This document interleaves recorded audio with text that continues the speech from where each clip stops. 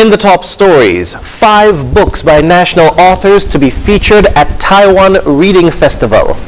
Antigua and Barbuda to assist with international investigation into FTX, and pressure mounts on South Africa's president over Farmgate scandal. Hello and welcome to the ZIZ Midday Newscast. Today is Friday, the 2nd of December 2022.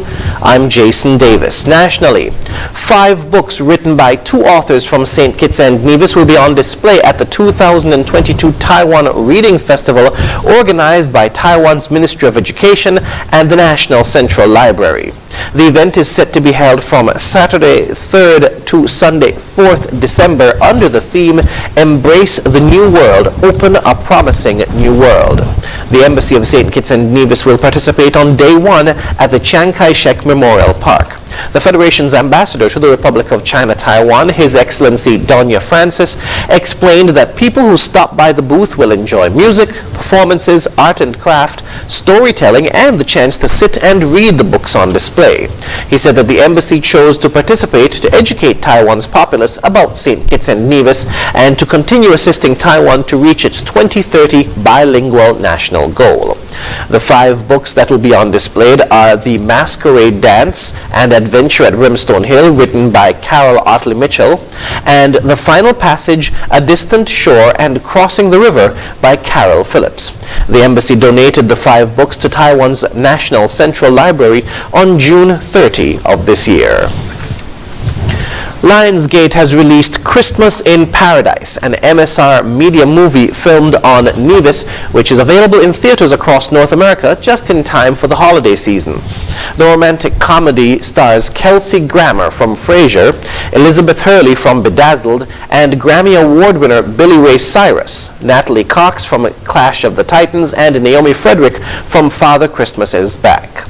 In the movie, Hurley, Cox, and Frederick are 3 sisters who chase their father, played by Grammer, to the island Paradise, where he has joined his pal, played by Billy Ray Cyrus, at a beachside resort, enjoying the relaxing island life. Love and laughter ensue as the daughters discover why their father has fallen in love with the island. The movie, the 8th feature that MSR Media has filmed on Nevis, was written by MSR Media producer Philippe Martinez and Megan Brown Martinez. Christmas in Paradise is out now in select theaters and is also available on digital, on-demand, Blu-ray, and other streaming platforms, including Apple TV. This has been described as a significant step in the right direction as Nevis looks to build out its fledgling film industry, part of the Nevis Island Administration's Economic Diversification Plan.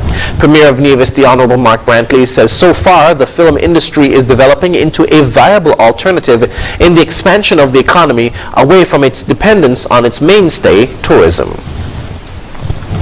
In other news, telecommunications company Digicel has sponsored the annual Carnival celebrations. Digicel has donated $70,000 to the St. Kitts Nevis National Carnival Committee and is the title sponsor for the 2022-2023 Soca Monarch competition. On Thursday at the retail store on 4th Street, the check was handed over by Digicel CEO Carleen Telesford and commercial manager Sabina Harinarian to SKNCC's public relations manager Clement Ogaro.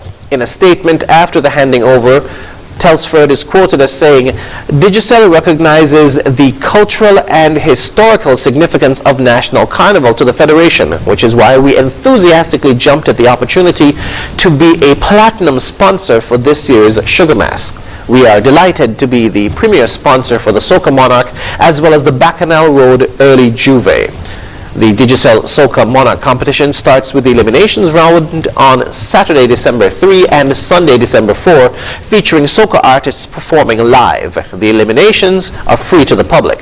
The finals will be on Wednesday, December 21 at Carnival Village. Moving now to news on the regional scene, Antiguan authorities have been approached by their Bahamian counterparts to help in an investigation into the collapse of the cryptocurrency exchange FTX. This development comes as the Antiguan and Barbudan government is making it clear there is no liability for the country, though FTX's parent is registered in the Twin Island state.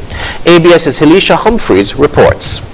Antigua and Barbuda is working with authorities in the Bahamas, where an investigation is taking place into the collapse of cryptocurrency exchange FTX. There has been discussions between our jurisdiction and the jurisdiction of the Bahamas in the first instance to provide whatever collaborative assistance as part of the ongoing investigation. And we have committed to do that. And if that engagement involves another jurisdiction as part of the chain of information and investigation, we will collaborate.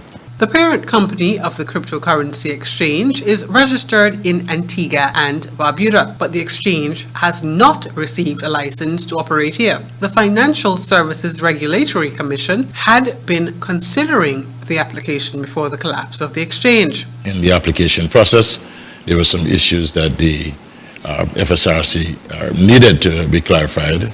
And of course, in the meanwhile, while that was being pending, the company would have established a point of presence in the Bahamas and elsewhere. Cabinet is, however, satisfied there is no liability to Antigua and Barbuda from the collapse of the exchange. The company was founded by Sam Bankman-Fried in May 2019. In November 2022, FTX filed bankruptcy protection and Bankman-Fried stepped down as Chief Executive Officer. Alicia Humphreys, ABS. Following the hearing of oral arguments from Guyana and Venezuela last week, the International Court of Justice is expected to deliver its decision on Venezuela's preliminary objections by next year. More in this report. The International Court of Justice, ICJ, is expected to deliver its decision on Venezuela's preliminary objections by the first half of next year. This was disclosed by Minister of Foreign Affairs and International Cooperation, Hugh Todd, on Wednesday. Last week, the ICJ heard oral arguments where Venezuela contended that Guyana's border case is inadmissible because the United Kingdom is not a party. Guyana argued that the United Kingdom is not indispensable because it has no legal interests that would be affected by a judgment on the validity of the arbitral award on the 3rd of October 1899, which fixed the boundary between British Guyana and Venezuela, or any interests in the boundary itself.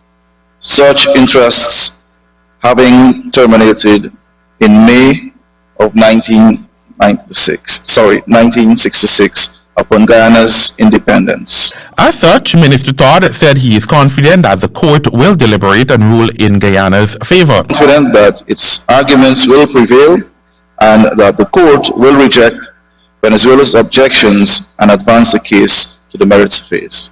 The Spanish-speaking nation is attempting to claim more than 2/3 of Guyana's land in Essequibo and a portion of its exclusive economic zone. Venezuela ramped up its claims after more than 9 billion barrels of oil have been discovered in the area over the last 6 years. Among other things, Guyana is asking the ICJ to adjudge and declare that the 1899 award is valid and binding upon Guyana and Venezuela. Reporting for HGP Nightly News, Shamar Allen. Internationally, calls are mounting for South African President Cyril Ramaphosa to resign, with senior officials in the ruling African National Congress gathering on Friday to decide whether he should stay on after an inquiry found evidence of misconduct over cash hidden at his farm. More in this France 24 report. The fate of Cyril Ramaphosa's presidency hangs in the balance. South Africa's head of state is facing mounting pressure to resign. This just days after the publication of a damning report that concluded he broke corruption laws. Members of the ANC, the president's party, are set to hold an emergency meeting this Friday to discuss Ramaphosa's future.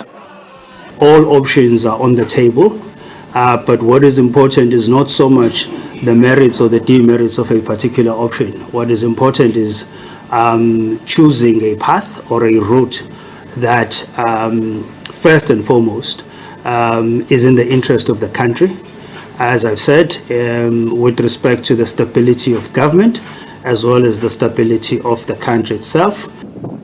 Ramaphosa has been under fire since June over the so-called Farmgate scandal. He's accused of hiding a theft at his game plant in 2020, during which he claims $580,000 that was hidden in a sofa was stolen. The president says the money was proceeds from selling animals. Next Tuesday, Parliament will decide whether to open impeachment proceedings, a move backed by the opposition. We believe it is important that we hold the president accountable, but we've also made the point that we need to have an early election. Next Tuesday, Parliament will decide whether to open impeachment proceedings. That move will require a two-thirds majority vote in the Assembly, where the ANC currently holds a comfortable majority. Ramaphosa has always vowed to eradicate corruption. He took over South Africa's top job from former President Jacob Zuma, who resigned after being plagued with various fraud scandals. A member of the UK royal household resigned on Wednesday after making unacceptable and deeply regrettable comments about race and nationality to a black woman during an event at Buckingham Palace. More in this Euronews report. The UK royal family is caught up in a race row, once again. A former aide to the late Queen Elizabeth II has resigned and apologised after repeatedly asking a black woman where she really came from during an event at Buckingham Palace. Charity chief Ngozi Fulani accused her of refusing to accept that she is in fact a British national.